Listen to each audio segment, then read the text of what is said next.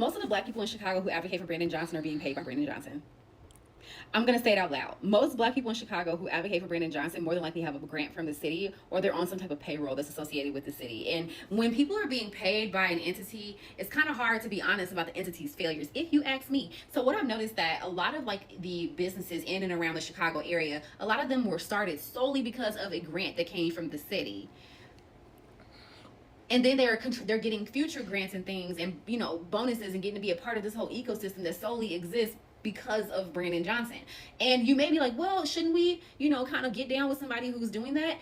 To an extent, if we're solely supporting an administration simply because you're getting basically a kickback, and then you're telling everybody else, hey, your life is actually going great, when in all actuality they're like, no, my life is not going good. My catalytic converters are being stolen. There's teen takeovers all over the city. There's trash everywhere. The city used to maintain all the foliage and the green spaces, and now it's like rats everywhere. Literally, we're having a rat infestation citywide. CPS is out of control, asking for more and more property taxes, and don't even bring up the fact that property taxes on the south and west side literally went up tremendously under Brandon Johnson. The areas that he said he really wanted to advocate for the most, it kind of gets a little weird and a little bit, a little sus that people who are kind of being paid or have grants from the city are still saying that Brandon Johnson is doing great. No, he's not.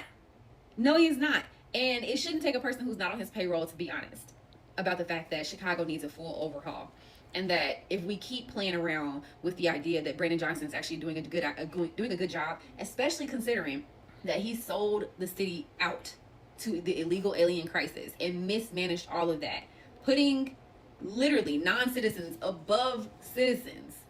You cannot forgive that.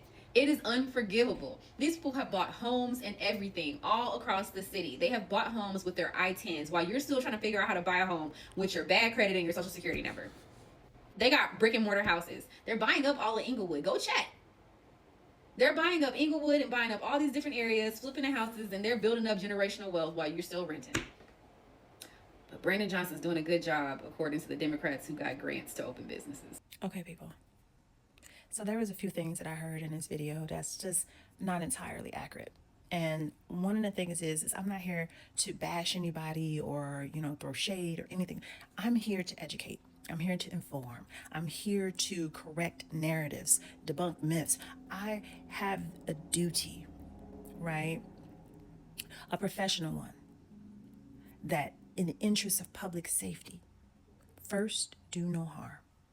Now, of course, that's extrapolated to my medical disciplines, but I'm going to now extend that to when it comes to like the community, when it comes to politics, when it comes to civics education.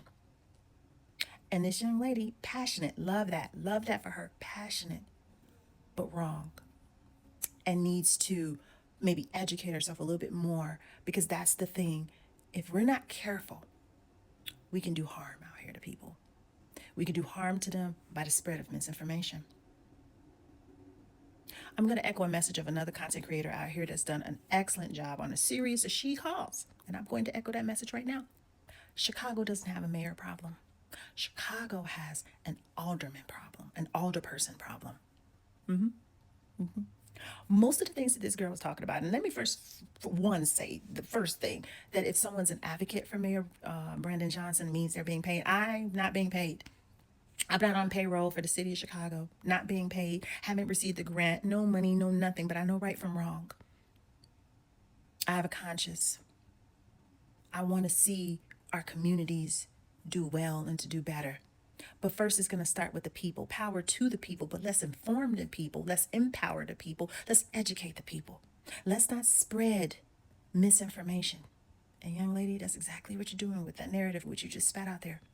It's not all entirely correct, Now, again, love the passion and getting it, because we want our young people, and I'm talking like I'm so much older, but we want the people to get passionate about politics. But again, this isn't a mayor problem. This is an alderman problem, an alderperson problem. Now, one of the things that I kind of share in the sentiment that she had on here when she was talking about the whole thing with the immigration and how he championed this and that. And here's the thing. I wouldn't say that he championed it. I would say that he was merely just doing his job with respect to the fact that Chicago is a sanctuary city. And I did another video before when I was talking about the powers and just talking about who does what in local and, different levels of government, right? But just on this, if we were just going to keep it on local government, the city of Chicago, the mayor is the executive. He has to execute, okay? He's just doing what he's supposed to do, but the mayor didn't create that policy.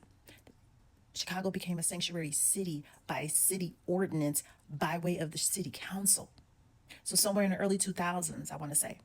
Now, it was Mayor Harold Washington that made the executive order for Chicago to become a sanctuary city. And then Richard Daley, the father, the first one, he extended that. All right. But it was not like an ordinance. It wasn't law. But the city council, the lawmaking body of the early 2000s, they made an ordinance. And then, of course, there were amendments to it along the way. So you're wrong there to say that he's doing that. No. Which brings us back to Chicago doesn't have a mayor problem, it has an alderperson problem. Now, she also talked about taxes and some other little things too, property taxes. So let's talk about it. Property taxes aren't just assessed or, those levies or how much is being taken isn't just by the mayor. It's the mayor and the city council. And those determinations are made by way of their proposed annual budget. And who has to pass the annual budget? Come on, you can guess it. The city council. Yeah, they have to do it, people. Now, your property taxes, okay, this doesn't exist in a vacuum, right? Because it's not just the mayor and the city council, but it's also CPS, city colleges, the park district, Cook County. You know what? I'm gonna just do a class. I'm gonna do a class. So because people really don't know. Oh my gosh.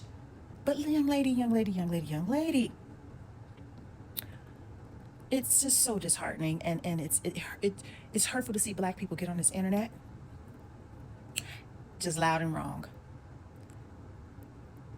It should always be facts over feelings. Do no harm. Tell the truth.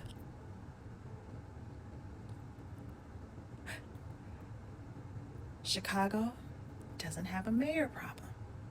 Chicago has an alderperson problem. And I'll be back with more.